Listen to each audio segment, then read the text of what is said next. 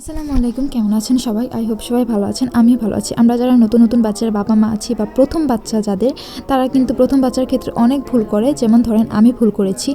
আমি আমার বাবাইকে প্রচুর আদরে বড় করেছি, যে কারণে সে যখন আস্তে আস্তে হাঁটতে শিখে, হামাগুড়ি দিতে শিখে, তখন অন্য বাচ্চাদের মতো আমি তাকে বাহিরে ছাড়ি নাই একা একা কিংবা কারোর সাথে কিংবা নিজে। আমি কখনোই ওকে বাহিরে ছাড়ি নাই, কারণ হাঁটতে গিয়েও পড়ে গিয়ে হাতে পায়ে ব্যথা পাবে, এটা আমি সহ্য করতে পারবো না। আমার বাবা আমার জন্য অনেক আদরের ছিল, যে কারণে আমি ওকে বাহিরে ছাড়ি নাই।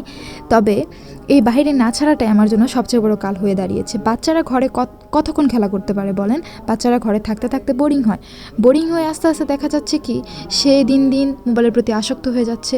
খেলা নিয়ে সে এখন আর এত একটা খেলা করে না, এখন ফোন নিয়েই বেশি ব্যস্ত থাকতে চায়।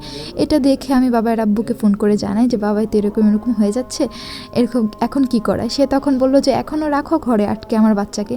তারপর আস্তে আস্তে দেখা যাচ্ছে কি, আমি আমার শাশুড়ি বা কারোর সাথে যদি ওকে বাহিরে দিই, বাইরের কারোর সাথে না, বাড়ির মানুষদের সাথে যদি বাহিরে দিই, সে বাহিরে নিয়ে গেলে আম্মা আম্মু বলে কান্না করে, বাইরে থাকতে চায় না।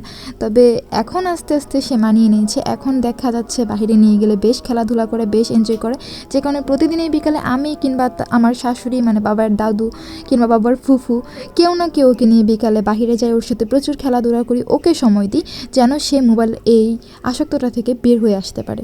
আর আমরা বাসায় যাওয়ার সময় প্রতিদিনই মানে কিছু না কিছু খাই। খাওয়ার সময় তো বাবা এই চিপসটা দোকান থেকে ছিঁড়েছিল, আর দেখা যাচ্ছে কি বাবাই ছিঁড়ে বা অনেক কিছুই দোকান থেকে নেয়। তবে বাবাইকে আমি খেতে দিই না, কারণ এগুলো বাহিরের জিনিস বাচ্চাদের জন্য অনেক ক্ষতি করে।